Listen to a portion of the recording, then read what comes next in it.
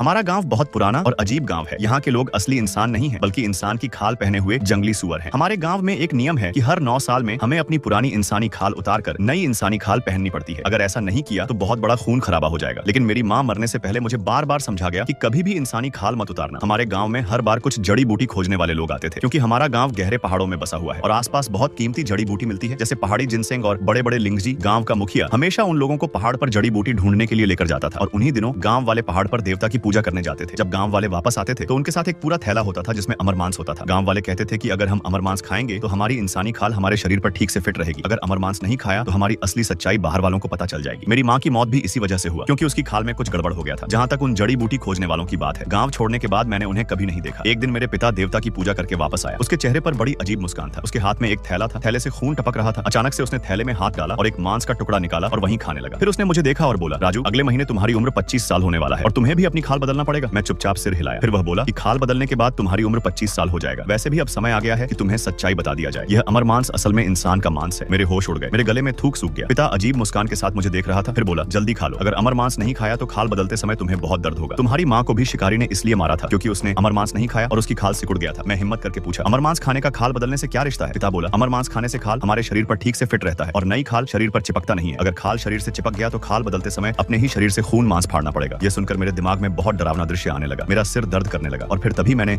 अमर मांस का टुकड़ा अपने मुंह में डाल दिया। 2 बार चबाया और निगल लिया। पिता खुश होकर सिर हिलाया। बाकी बचे मांस को भी खा लिया गया। फिर पिता ने कहा कि जगह साफ कर देना और वह घर से चला गया। जैसे ही पिता गया, मैंने घर के चारों तरफ देखा और फिर तभी मैंने अमर मांस को मिट्टी में दबा दिया। मेरे मुंह में जो मांस था उसे भी थूक दिया। पिता मुझे इतने सालों से झूठ बोल रहा था। मेरी माँ की मौत शिकारी के हाथों नहीं हुआ था। जिस दिन मेरी माँ मरा, मैं ताबूत के पीछे छिपा हुआ था और मैंने अपनी आंखों से बहुत डरावना नजारा देखा था। वह ऐसा सपना था जिसे मैं कभी नहीं भूल सकता। मेरी माँ का शरीर पूरा खून से भरा हुआ था। वह मुझे डरे हुए चेहरे से देख रहा था और जोर से चिल्लाया, राजू भाग जाओ, कभी अमर मांस मत खाना।